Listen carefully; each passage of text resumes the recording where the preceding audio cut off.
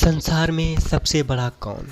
एक बार अर्जुन अपने सखा श्री कृष्ण के साथ वन में विहार कर रहे थे। अचानक ही उनके मन में एक प्रश्न आया और उसने जिज्ञासा के साथ श्री कृष्ण की तरफ देखा। श्री कृष्ण ने मुस्कुराते हुए कहा, हे पार्थ, क्या पूछना चाहते हो, पूछो।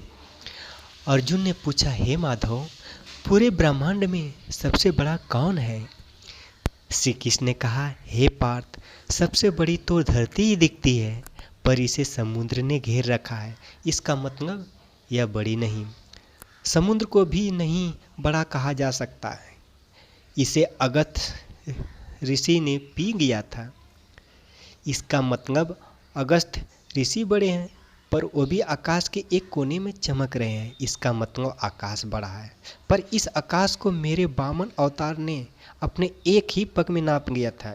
इसका मतलब सबसे बड़ा मैं ही हूँ।